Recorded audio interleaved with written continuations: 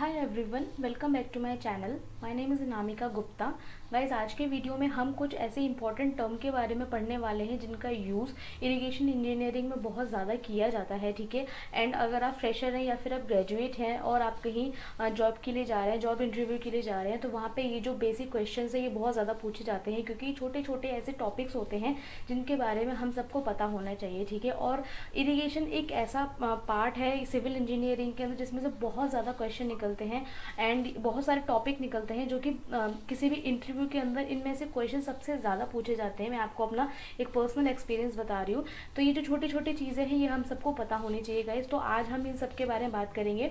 तो आज के वीडियो में हम duty, delta, base period, crop period, core depth के बारे में पढ़ेंगे। तो गाइस प्लीज़ वीडियो पूरा देखिए। चलिए वीडियो स्टार्ट करते हैं। तो देखिए, पहला हम पढ़ते हैं ड्यूटी के बारे में। देखिए, irrigation capacity of unit of water और it is the area irrigated in hectares by 1 cubic of discharge flowing through out the base period. ठीक है। यानी कि 1 क्यूबिक वाटर कितने हेक्टेयर एरिया को इरिगेट कर सकता है। ठीक है। यानी कि 1 क्यूबिक ऑफ वाटर कितने हेक्टेयर एरिया को इरिगेट कर रहा है, उसकी कैपेसिटी कितनी है। ठीक है। कितने पार्ट को इरिगेट कर रहा है through out the base period, पूरे टाइम में, पूरे बेस पीरियड में कितना इरिगेट कर रहा है, कितना एरिया इरिगेट कर रहा है। ठीक है। ये हुई वाटर की ड्यूटी। ड्यूटी से मतलब आपने समझा वाटर की क्रॉप को इरिगेट करने की ड्यूटी एक सर्टेन अमाउंट के अंदर। ठीक है। ये हुआ हमारा ड्यूटी। अब आपने इसके अंदर एक चीज़ नोट करी कि इसके अंदर बेस पीरियड का यूज़ हुआ है। ठीक है। इससे हमें क्या समझ में आता है कि ये जो सारी टर्म्स होती हैं ये आपस में इंटरकनेक्टेड होती हैं। ठीक है। तो ये जो 7-8 जितने भी पॉइंट्स हैं, ठीक है, इन्हें आप अच्छे तरीके से अपने माइंड के अंदर सोच के इमेजिन करके जब आप पढ़ेंगे तब आपको बहुत ही क्लियरली समझ में आएगा। ठीक है। अब हम इसका दूसरा पॉइंट देख लेते हैं। देखिए, सेकंड है बेस पीरियड, जो अभी हमने लास्ट में पढ़ा था। बेस पीरियड क्या होता है?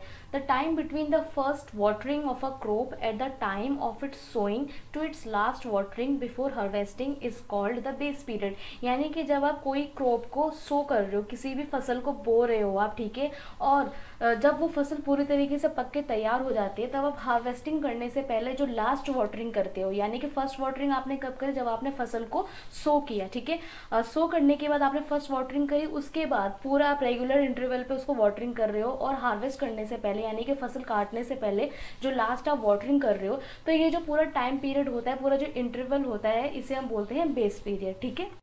नेक्स्ट है हमारा डेल्टा। देखिए, डेल्टा और ड्यूटी ये दोनों बहुत ही इंपॉर्टेंट है। हमेशा एग्जाम्स में भी आपके बहुत ज़्यादा पूछे जाते हैं। अगर आप कोई कंपटीशन एग्जाम देने जा रहे हो या फिर आपके जो सेमेस्टर एग्जाम्स आते हैं उसके अंदर भी ये जो क्वेश्चन है इस टाइप के रिलेशंस बताने वाले बहुत ज़्यादा पूछे जाते हैं। तो ड्यूटी एंड डेल्टा, इन दोनों के बीच में क्या रिलेशनशिप है, ये बहुत ज़्यादा पूछी जाती है। ठीक है। तो डेल्टा के बारे में पढ़ते हैं।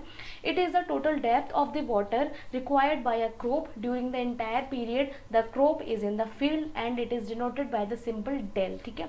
देखिए, जो आप क्रॉप को आपने बोया है, यानी किसी भी क्रॉप को आपने सो किया है, अब वो क्रॉप कितना वाटर रिक्वायर करती है, कितनी डेप्थ तक वाटर रिक्वायर करती है इरिगेट होने के लिए throughout its whole life. ठीक है। तो मतलब जितना टाइम के लिए जितनी डेप्थ का वो वाटर रिक्वायर कर रही है उसे हम बोलते हैं डेल्टा। यानी सिंपल लैंग्वेज में बोले तो total depth of water which is required by a crop, यानी कि एक क्रॉप कितना वाटर रिक्वायर कर रही है इरिगेट होने के लिए पूरा पकने तक के लिए। ठीक है। तो ये जो होता है, ये फिनोमेना जो होता है, इसे हम बोलते हैं डेल्टा बोलते हैं। ठीक है। एंड इसे हम किससे डिनोट करते हैं? डेल से। ठीक है। तो आई होप आपको ये समझ में आया होगा। एंड डेल्टा एंड ड्यूटी दोनों के बीच में रिलेशनशिप भी काफ़ी ज़्यादा पूछी जाती है एग्जाम्स के अंदर। नेक्स्ट है क्रॉप पीरियड। अब देखिए, नाम से पता चल रहा है क्रॉप पीरियड, यानी कि जब आप क्रॉप को सो करते हो और हार्वेस्टिंग से पहले तक का, यानी कि इन दोनों के बीच का जो टाइम पीरियड होता है, जो जितने भी दिन लगते हैं एक फसल को बोने के बाद उसके पकने तक, यानी काटने से पहले तक जितना टाइम लगता है उसे हम बोलते हैं क्रॉप पीरियड। ठीक है। वो किसी भी क्रॉप का क्रॉप पीरियड कहलाता है, जिसे हम डेज में काउंट करते हैं। ठीक है। लास्ट है कोर डेप्थ। कोर डेप्थ क्या होती है? देखिए, जब आपने क्रॉप को सो किया, ठीक है, उसके बाद आपने फर्स्ट वाटरिंग करी। अब फर्स्ट वाटरिंग करने में हमें कितनी डेप्थ तक हम उसको वाटर करेंगे, कितनी डेप्थ तक हम उसके अंदर पानी डालेंगे किसी भी फसल के अंदर। ठीक है। तो वो जो डेप्थ होती है total standard depth, that is called core depth. यानी कि जब आपने कोई फसल बो रहे हो, ठीक है, उसके बाद जब आप पहली बार उसके अंदर पानी डालते हो, फर्स्ट वाटरिंग करते हो, तो कितनी डेप्थ तक उसके अंदर पानी डालोगे, ठीक है, उसे हम बोलते हैं कोर डेप्थ। ठीक है। तो गाइज ये सारे जो पॉइंट्स थे ये बहुत ही ज़्यादा इंपॉर्टेंट टर्म्स थे, आप सबको पता होने चाहिए। तो मैंने बहुत ही ज़्यादा ईजी वे में इनको एक्सप्लेन करने की कोशिश की है ताकि आपको एक एक चीज़ अच्छे से समझ में आए, ठीक है। एंड इरिगेशन के अंदर ऐसे बहुत सारे टॉपिक्स हैं, अगर आप उन्हें जब आप पढ़ेंगे तब आपको समझ में आएगा, आपको एक एक चीज़ समझ में आएगी अच्छे तरीके से। एंड इस टाइप के जो क्वेश्चन हैं वो इंटरव्यू के अंदर बहुत ज़्यादा पूछे जाते हैं जब आप किसी जॉब इंटरव्यू के लिए जाते हो, ठीक है। एंड गाइज मैंने इंटरव्यू से रिलेटेड कई सारे क्वेश्चंस के वीडियो मैंने अपने चैनल पर डाले हुए हैं, आप जाके चेक कर सकते हैं प्लेलिस्ट। एंड प्लीज़ अगर आपको मेरा ये वीडियो अच्छा लगे तो इसे लाइक ज़रूर कीजिए, अगर यूज़फुल लगे तो अपने फ्रेंड्स का शेयर कीजिए। एंड प्लीज़ मेरे चैनल को सब्सक्राइब ज़रूर कीजिए, और सब्सक्राइब करने के बाद नोटिफिकेशन बेल को ज़रूर दबाइए ताकि आपके पास सारे वीडियोज़ की नोटिफिकेशन पहुँचे। मैं मिलती हूँ आपसे अपने अगले वीडियो में। Till then take care, bye, thanks for watching.